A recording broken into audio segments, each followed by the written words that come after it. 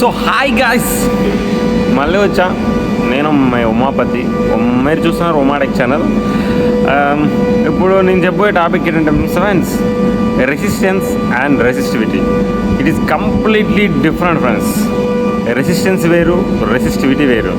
మనం ప్రొనౌన్సియేషన్స్ పలికే విధానంలో ఒకటే ఉన్నా సరే దీని మధ్య చాలా డిఫరెన్స్ ఉంటుంది ఫ్రెండ్స్.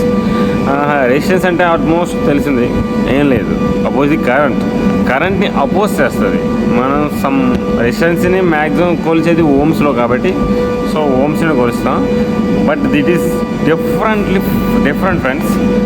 అండ్ రెసిస్టెన్స్ని ఓమ్స్లో కొలుస్తారు కదా, కరెంట్స్ని ఎంత కావాలో అంతనే చూసి మిగతాదంట బ్యాక్వర్డ్ అలౌ చేయదు. సో దాన్ని రెసిస్టెన్స్ అంటారు.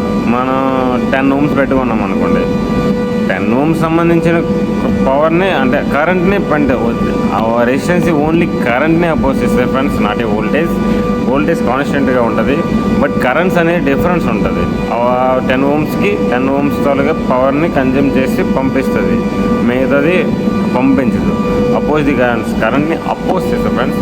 బట్ ఇప్పుడు రెసిస్టివిటీకి వస్తే మాత్రం it is completely difference friends. Resistance వేరు, రెసిస్టివిటీస్ వేరు. రెసిస్టివిటీస్ అంటే జస్ట్ ఏరియా ఆఫ్ రెసిస్టెన్స్. మనం ఒక కండక్టర్ని తీసుకున్నాం అనుకోండి, కండక్టర్లో ఒక ఆ కండక్టర్ ఉన్న ఏరియాలోటు ఎంత రెసిస్టెన్స్ అనేది కన్జ్యూమ్ చేస్తుందో ఆ రెసిస్టెన్స్ని రెసిస్టివిటీ అంటారు.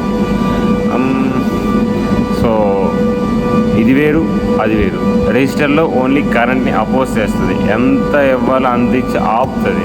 బట్ రెసిస్టివిటీలో నెంబర్ ఆఫ్ ఆ ఏరియా ఎంత ఉందో రెసిస్టెన్స్, ఆ రెసిస్టెన్స్ని రెసిస్టివిటీ అంటారు. కండక్టర్లో ఎంత ఉంటుంది, కండక్టర్ పెద్దగానే ఉంటుంది. ఆ కండక్టర్ సమ్ ఏరియా తీసుకోండి, ఒక 2 meters ఏరియా తీసుకోండి.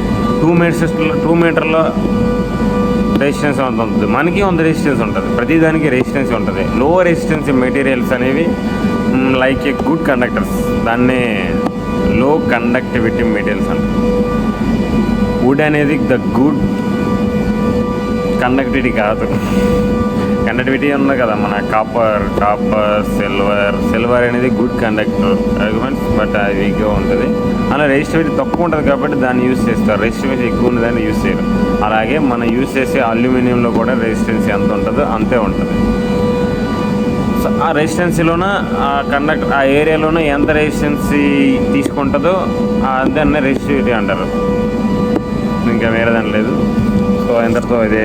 ఇంకా ఏమైనా డౌట్స్ ఉంటే అడగండి, మళ్ళీ చెప్తాను, చెప్పడానికి ట్రై చేస్తాను.